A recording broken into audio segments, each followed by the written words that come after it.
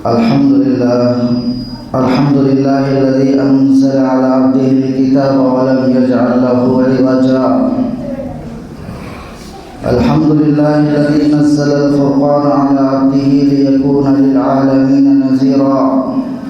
أشهد أن لا إله إلا الله وحده لا شريك له وأشهد أن محمدا عبده ورسوله. أما بعد، فقد قال الله تبارك وتعالى في القرآن المجيد والفرقان الحميد: أعوذ بالله من الشيطان الرجيم. بسم الله الرحمن الرحيم. وما أمروا إلا ليعبدوا الله مخلصين له الدين حنفاء ويقيموا الصلاة ويؤتوا الزكاة وذلك دين القيمة. وقال تعالى في موضع آخر: لن تنالوا البر حتى تنفقوا مما تحبون. وقال النبي صلى الله عليه وسلم: بني الإسلام على 5: شهادة أن لا إله إلا الله وأن محمدا رسول الله وإقام الصلاة وإيتاء الزكاة وحج البيت وصوم رمضان. متفق عليه. وقال النبي صلى الله عليه وسلم: الكيس من دان نفسه وعمل لما بعد الموت، والعاجز من أتبع نفسه وتمنى على الله. محترم و معزز سامعین کرام اور میرے دینی بھائیوں، اللہ تبارک و تعالیٰ کا بہت بڑا احسان اور کرم ہوا کہ اس پاک پروردگار نے ہم سب کو جمعہ کی نماز کے لیے اپنے گھر میں بلایا. اللہ تبارک و تعالیٰ نے ہمارے اوپر مزید یہ احسان کیا کہ اللہ تعالیٰ نے ہمیں نبی اکرم صلی اللہ علیہ وسلم کی امتی بنا کر اس دنیا کے اندر بھیجا. میرے بھائی اور دوستو، ہم اس دنیا میں آئے ہیں اور اس دنیا میں آنے کا کچھ مقصد ہے. کسی مقصد کے تحت اللہ تبارک و تعالیٰ نے ہمیں اس دنیا کے اندر بھیجا ہے. صحابہ کرام رضی اللہ عنہم اجمعین کی زندگی کو آپ اٹھا کر دیکھیں کہ صحابہ کرام رضی اللہ عنہم کی زندگی جو ہے دین کے اوپر محنت کرنے والی زندگی تھی. تبھی جا کر وہ دنیا کے اندر بھی کامیاب ہوئے اور آخرت میں بھی اللہ تعالیٰ نے انہیں کامیابی سے نوازا، جن کے بارے میں اللہ تعالیٰ نے قرآن کریم کے اندر جو ہے ان کے بخشش کا جو ہے پروانے کے بارے میں اعلان کیا. اللہ تبارک و تعالیٰ نے ہم سب کو اس دنیا کے اندر بھیجا ہے. یہاں بھیج کر ایک مقصد کے تحت اللہ نے ہمیں اس دنیا کے اندر بھیجا ہے. اللہ کے نبی صلی اللہ علیہ وسلم کی حدیث آپ کے سامنے ابھی پیش کی گئی ہے. حدیث کے اندر اللہ تبارک و تعالیٰ ارشاد، اللہ کے نبی صلی اللہ علیہ وسلم ارشاد فرماتے ہیں: الکیس من دان نفسہ وعمل لما بعد الموت. عقل مند انسان وہ ہے جو مرنے سے پہلے اپنے موت کے آنے کے بعد والی جو زندگی ہے اس کی تیاری کر لے. اور عاجز اور درماندہ اور بے وقوف انسان وہ ہے جو دنیا کے اندر رہ کر اپنی خواہشات نفسانی پر زندگی گزارے، اپنے نفس کے پیچھے چلتا رہے اور اللہ پر امید باندھتے رہے. میرے محترم بزرگ اور دوستو، یہ مبارک مہینہ جس کے اندر ہم ہیں یہ بہت ہی مبارک مہینہ ہے.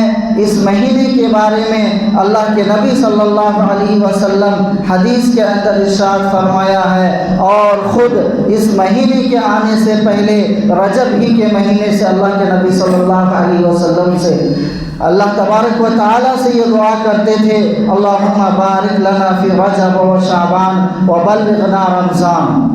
کہ ابھی رجب نہیں گزرا، شعبان نہیں گزرا، اللہ کے نبی صلی اللہ علیہ وسلم 2 مہینے پہلے سے جو رمضان کی تیاری کے بارے میں حدیث کے اندر فرما رہے ہیں، اے اللہ ہمارے لیے رجب اور شعبان میں برکت عطا فرما اور ہم کو رمضان المبارک کے مہینے تک پہنچا دے۔ اللہ کے نبی صلی اللہ علیہ وسلم شعبان المعظم کے مہینے میں حدیث مبارکہ کے اندر آیا ہے، حضرت عائشہ رضی اللہ عنہ فرماتی ہیں کہ کبھی ایسا ہوتا تھا کہ نبی اکرم صلی اللہ علیہ وسلم پورے مہینے شعبان کے روزے رکھتے تھے، کبھی چھوڑ بھی دیتے تھے۔ ام سلمہ رضی اللہ عنہ فرماتی ہیں کہ نبی اکرم صلی اللہ علیہ وسلم کو میں نے نہیں دیکھا کہ کسی مہینے میں لگاتار 2 مہینے جو روزہ رکھتے ہوں، مگر یہ کہ آپ شعبان المعظم کے مہینے کے روزے اتنے رکھتے تھے کہ رمضان المبارک کا مہینہ آ جاتا تھا۔ ہم اور آپ ذرا غور کریں، فکر کریں اور دیکھیں کہ ہمارے سامنے ہمارے گھروں میں اگر کوئی پروگرام ہوتا ہے، شادی بیاہ کا کوئی فنکشن ہوتا ہے تو اس کی تیاری ہم مہینوں پہلے جو ہے کر دیتے ہیں، ان کی تیاری ہم مہینوں پہلے شروع کر دیتے ہیں تاکہ جو وہ پروگرام ہمارا اچھی طرح سے چلے، کامیاب پروگرام ہو۔ اللہ کے نبی صلی اللہ علیہ وسلم اسی طرح رمضان المبارک کی تیاری جو ہے یہ شعبان کے مہینے سے شروع کر دیتے تھے۔ یہ رمضان المبارک کے استقبال کے لیے یہ مہینہ ہے کہ اس مہینے میں ہم اللہ کو منا لیں، اللہ کو راضی کر لیں، نبی اکرم صلی اللہ علیہ وسلم کی سنتوں پر عمل کرنے والے بن جائیں، جو منچاہی زندگی گزر رہی تھی اس زندگی سے ہٹ کر رب چاہی زندگی گزارنے والے بن جائیں، تاکہ اس مہینے میں جب ہم تیاری کریں گے تو رمضان المبارک کا مہینہ جو ہمارے سامنے سایہ فگن ہونے والا ہے، رحمتوں والا مہینہ ہمارے سامنے آنے والا ہے، اس مہینے کے اندر ہم اللہ رب العزت کی، اللہ تبارک و تعالیٰ کی صحیح طور پر ہم اس کی عبادت کر سکیں گے، نماز کی پابندی کر سکیں گے، ہمارا روزہ رکھنا، قرآن کی تلاوت کرنا سب یہ اللہ تعالیٰ کے لیے ہوگا۔ اور یہ کب ہوگا؟ جب ہم رمضان المبارک کی تیاری ابھی سے شروع کر دیں گے۔ رمضان المبارک کا مہینہ ہمارے سامنے سایہ فگن ہونے والا ہے۔ ہمارے بہت سارے ایسے نوجوان بھائی ہیں جو صحت مند ہونے کے باوجود، اللہ نے اچھی صحت بخشی ہے، صحت مند ہونے کے باوجود رمضان کے مہینے میں روزہ نہیں رکھتے ہیں، چھپ کر کھانا کھاتے ہیں۔ میرے بھائی اور دوستو، دنیا کی نگاہ سے آپ چھپ سکتے ہیں لیکن اللہ تبارک و تعالیٰ کی نگاہ سے آپ کیسے چھپ سکتے ہیں؟ گھر بند کر کے کھا لیں، کوٹری میں گھس کر کھا لیں، رات کے اندھیرے میں کھا لیں، لیکن اللہ تبارک و تعالیٰ تو دیکھ ہی لے گا۔ کیسے بھی آپ روزہ اگر نہیں رکھتے ہیں تو ہر ایک چیز کا اللہ کو علم ہے۔ اس لیے رمضان المبارک کا مہینہ جو ہے صرف روزہ رکھنے کا مہینہ ہے، روزہ کے ساتھ ساتھ رمضان المبارک کے مہینے میں اور بھی بہت سارے اعمال ہیں جو کرنے کے ہیں۔ رمضان المبارک کے مہینے کے آنے سے پہلے ہمیں سب سے پہلے جو ہے اپنی نیت کو درست کرنا ہے، کیونکہ تمام اعمال کے جو دار و مدار ہیں وہ نیتوں پر ہیں۔ جب تک ہماری نیت صحیح نہیں ہوں گی تب تک ہمارے اعمال کے اندر نکھار نہیں آئے گا۔ حدیث کے اندر اللہ کے نبی صلی اللہ علیہ وسلم فرماتے ہیں انما الاعمال بالنیات وانما لكل امرئ ما نوى فمن كانت هجرته الى الله ورسوله فهجرته الى الله ورسوله۔ جس شخص کی نیت جس شخص کے لیے ہوگی اللہ تبارک و تعالیٰ اسی کے مطابق فیصلہ کریں گے۔ اگر کسی کی نیت اللہ اور اس کے رسول کے لیے ہجرت کی ہوگی تو اللہ تبارک و تعالیٰ اسی کے اعتبار سے اس کی نیت کا اس کو ثواب عطا فرمائیں گے۔ ومن كانت هجرته الى دنيا يصيبها او امرأة ينكحها، اور جس کی نیت جو ہے دنیا حاصل کرنے کی غرض سے ہوگی یا کسی عورت سے نکاح کی غرض سے ہوگی تو اللہ تبارک و تعالیٰ جو ہے اس کی نیت کے حساب سے جو ہے اس کے اعمال کا فیصلہ فرمائیں گے۔ دوسری چیز یہ ہے کہ رمضان المبارک کے مہینے جو ہمارے سامنے آنے والے ہیں اس مہینے کے آنے سے پہلے جو ہے ہم نمازوں کی پابندی شروع کر دیں۔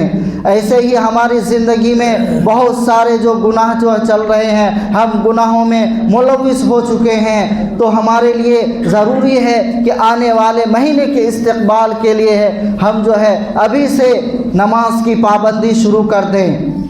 اور یہ 5 وقت کی نماز جو ہے ہماری زندگی میں بہت ضروری ہے۔ اللہ کے نبی صلی اللہ علیہ وسلم نے حدیث کے اندر ارشاد فرمایا ہے، بنی الاسلام علی 5، کہ اللہ تبارک و تعالیٰ نے اسلام کی جو بنیاد رکھی ہے وہ 5 چیزوں پر رکھی ہے۔ شہادت اللہ الہ الا اللہ وان محمد الرسول اللہ، اس بات کی گواہی دینا کہ اللہ تبارک و تعالیٰ جو ہے اللہ تبارک و تعالیٰ کے سوا کوئی معبود نہیں، اور محمد صلی اللہ علیہ وسلم اللہ کے رسول ہے۔ وَإِقَامِ الصَّلَاةِ، نماز کو قائم کرنا، وَإِيتَاءِ الزَّكَاةِ، زکوٰۃ ادا کرنا، وَحَجِّ الْبَيْتِ، اگر اللہ تبارک و تعالیٰ نے استطاعت دیا ہے، فراوانی دی ہے، صاحب نصاب ہیں، تو اس شخص کے اوپر جو ہے حج کرنا، حج بیت اللہ کرنا واجب ہے، فرض ہے۔ اسی طرح اللہ کے نبی صلی اللہ علیہ وسلم نے حدیث کے آخر اس میں فرمایا ہے، وصوم رمضان، رمضان المبارک کے روزے رکھنا ہے۔ میرے بھائی اور دوستو، جب ہم 5 وقت کی نماز پڑھیں گے تو پھر جو ہے ہمارے لیے اور اعمال کا ادا کرنا آسان ہو جائے گا، کیونکہ جب نیت درست تھی تو اللہ ہمیں نماز کی توفیق عطا کریں گے، اور جب ہم اللہ سے سچی محبت کی نیت کریں گے تو انشاءاللہ اللہ تبارک و تعالی ہمارے دلوں کے اندر اپنی محبت کو پیدا فرمائیں گے، اور اللہ سے قریب ہونے کا ہمیں جو موقع ملے گا۔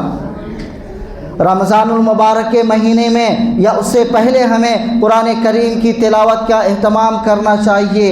قرآن کریم جو ہے ایسی مقدس کتاب ہے جس کو اللہ تبارک و تعالیٰ نے رمضان المبارک جیسے مبارک مہینے میں اللہ نے اسے نازل فرمایا ہے۔